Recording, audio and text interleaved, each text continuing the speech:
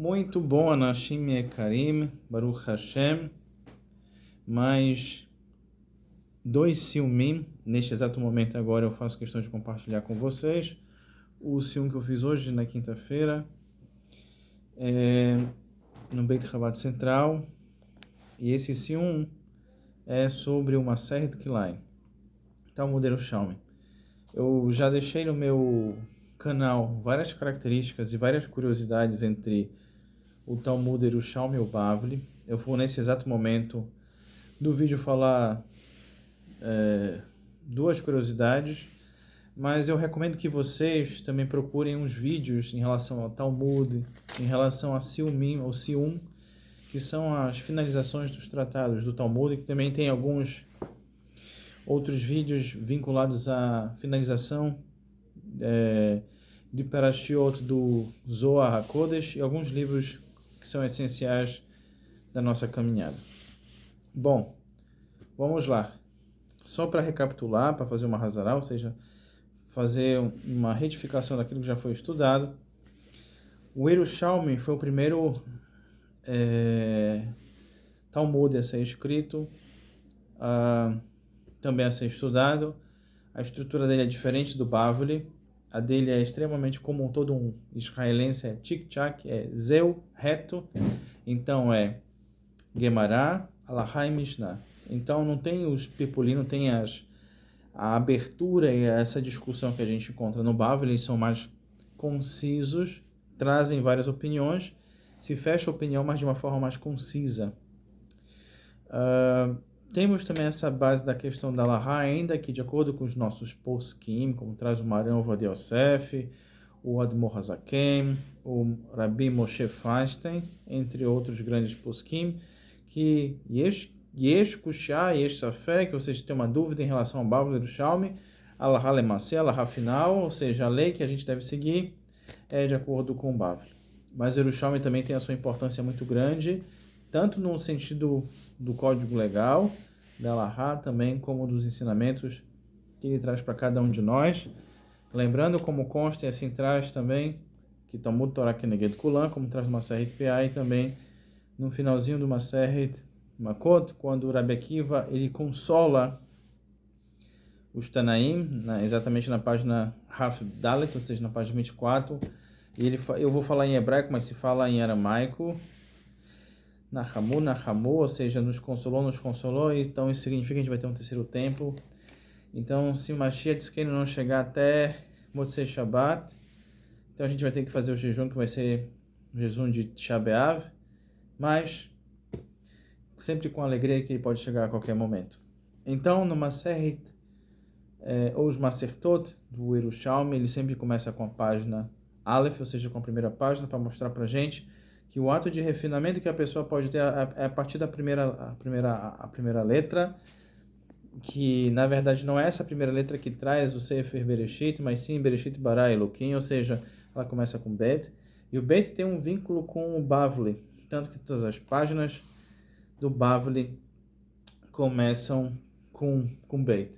Bom, o Aleph tem pra gente que qualquer pessoa pode estudar sem pré-requisitos, diferente do pensamento do Bavli, que a pessoa tem que ter um refinamento para poder estudar. Por isso que se recomenda a pessoa que está querendo estudar qualquer Masertot, de acordo com o Bavli, se recomenda estudar o Pirkei Avot, que é o Maseret Avot, que nele tem um pouco de um dado de Mussar e de Hassidut, de Mussar, que é questão de Der Eretz, de ética, e de Hassidut, como traz o Talmud, é fazer um pouco a mais do que ensina a nossa Alahá, fazer um pouco mais do que ensina a lei. Em relação ao Yerushalmi, a pessoa em si estudando, ela vai ter um refinamento maior ou melhor.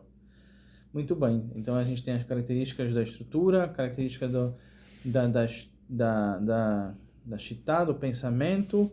Nós temos também a característica em relação a alguns Sedarim, por exemplo, o Klein, ele é do Seder Zeraim, e ele é exatamente o quarto Masertot, depois de Berachot,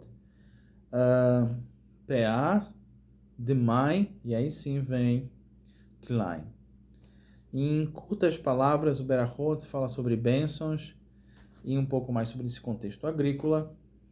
O PA fala, inclusive que consta e traz para a gente a Guemará, né, é Elo Devarim, que a gente fala todos os dias em Shaharit, a importância de deixar nos cantos dos nossos campos aquilo que cai, né, o leikar, que a gente não deve recorrer, deixar para as pessoas, para os pobres, para os órfãos, para as viúvas e para os convertidos.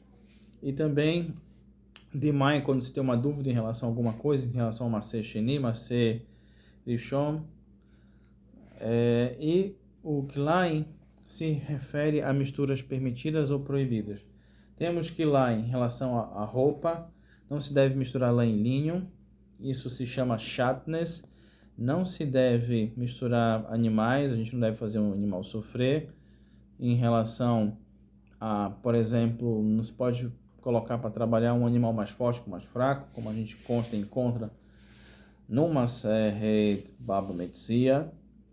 Filo, se a gente encontrar um animal caído no chão, a gente tem que ajudar a carregá-lo. Também não temos que misturar zeraim, que são sementes, né? Não podemos misturar sementes no mesmo local. Eu fui fazer um procedimento no Uruguai alguns anos atrás de verificação do vinho da vinícola Vina Eden, e o enólogo fez questão de me mostrar em loco que o vinhedo, as videiras não tinham enxerto e não tinham misturas nem de outras uvas, somente daquelas. E as uvas que estavam sendo trabalhadas era uva tanar. Muito bom. Um dado interessante também em relação a Kilaim é que nós temos 3 classes de mitzvot, que assim trazem os nossos mestres. Kilaim, por exemplo, em relação a Shatnez, é uma mitzvah, ou seja, aquilo que a gente tem que cumprir de oraita. Então, nós temos 3 classes de mitzvot. Temos aquilo que é mishpatim, que podemos compreender, um exemplo, que são ligadas à ética, não matar, não roubar, lo aleino, né? Não fazer falso testemunho.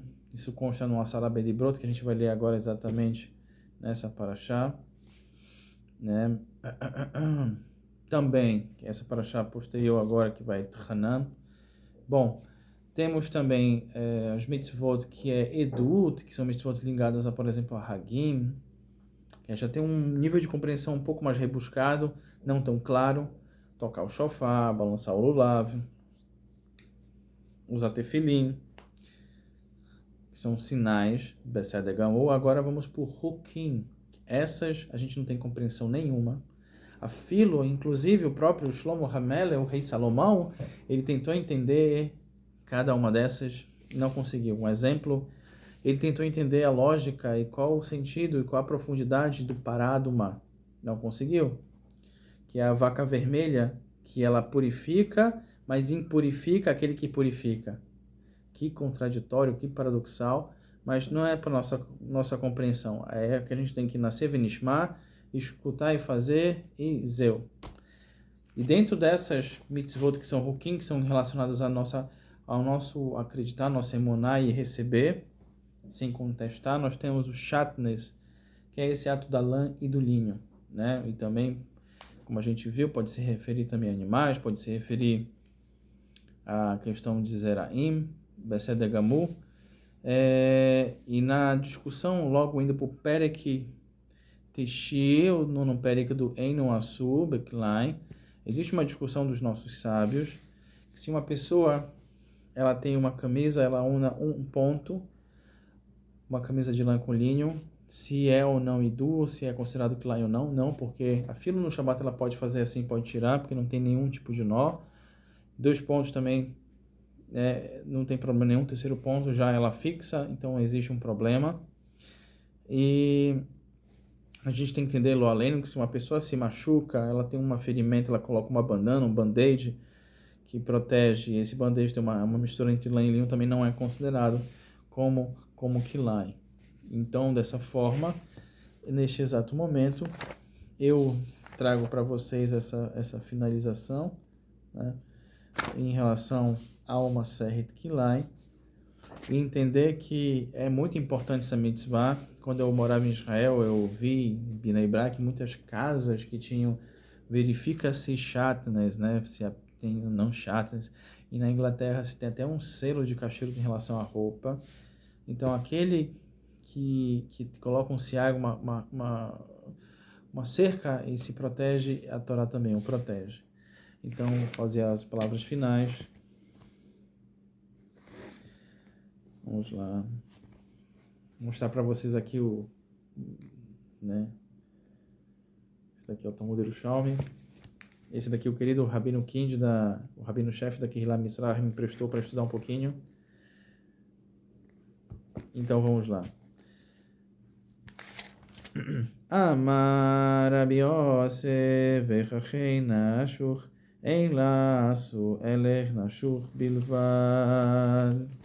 Então, nesse caso aqui o Rabi Yosef ele fala que não é Assur.